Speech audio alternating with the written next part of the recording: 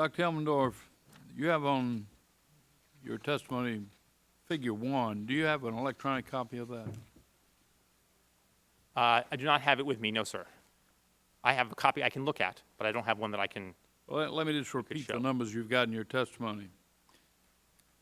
To measure the worth and value and effectiveness of the stimulus program that's now being packaged, put together to be brought to the floor tomorrow, one critical way to look at it is what is potential GDP if the economy were running more or less on even keel, and what's actual GDP.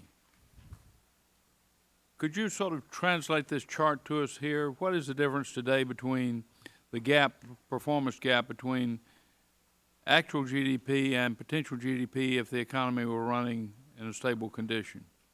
So potential GDP is a concept economists use to estimate the output the economy would produce if labor and capital resources were essentially fully employed. So when the unemployment rate rises or capacity utilization falls, actual output is falling below potential output. CBO's estimate is that without any additional fiscal policy, that shortfall, the difference between what we could be producing and what we will be producing, will be nearly $1 trillion in 2009 and again in 2010. Each year? Each year, and will remain very large in 2011. It's worth emphasizing here that people talk about the dates of a recession. The way that the National Bureau of Economic Research traditionally defines recessions is a period in which the output of the economy is falling.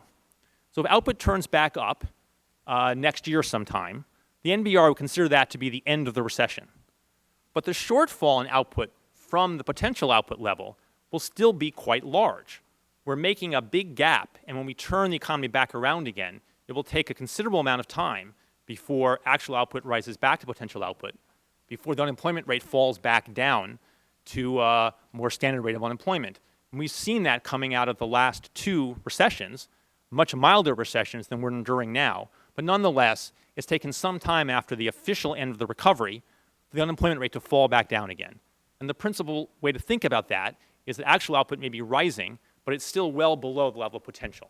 And until it catches up again, we won't see unemployment back down to its traditional level, and we won't see employment back up to what it could be. And potential GDP is not optimum GDP. It is a reasonable expectation in a normal performance. Yes, it does not assume completely full employment. In CBO's case, it assumes an unemployment rate of about 4.75%, which seems consistent with, I think 4.75%, which seems consistent with what we've observed in the past as the lowest sustainable rate of unemployment.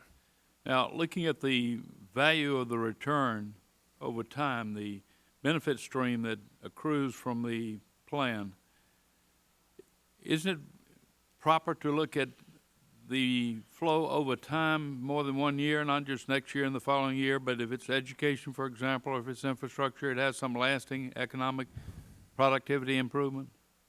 Yes, so there are really 2 issues there. The first thing is to say that because this GDP gap will persist for a number of years, fiscal stimulus to try to narrow that gap would be appropriate in the minds of a wide majority of economists for a number of years, not just in 2009 and 2010.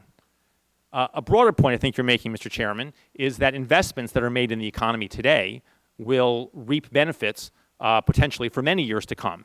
And those investments can be in the form of physical capital, highways, broadband, water supplies, or it can be in the form of what economists call human capital, which are the education and skills of the workforce.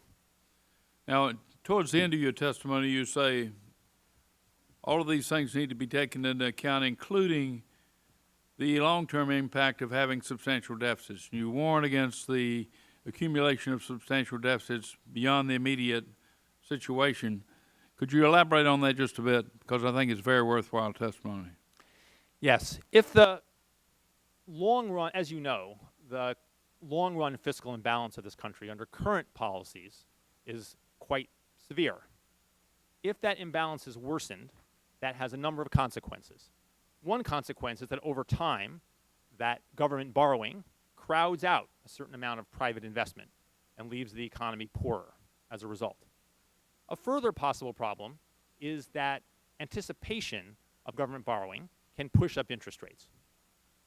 At the moment, interest rates in the United States on risk-free assets like Treasury securities are fairly low because foreign capital views us, despite all of our current problems, as a relatively safe haven in the world.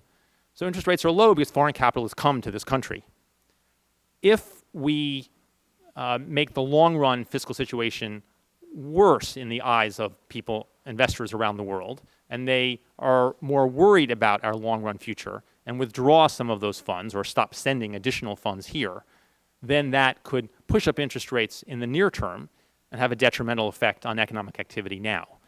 I don't think, and most economists don't think, that is a very large risk at the moment because of the flight to safety that we see in times of crisis. But I think most economists would judge that to be an increasing risk as we come out of this recession in several years. If there isn't a sense at that point that the long-run fiscal problems are being addressed, there is a bigger risk at that point of more fear and an increase in U.S. interest rates.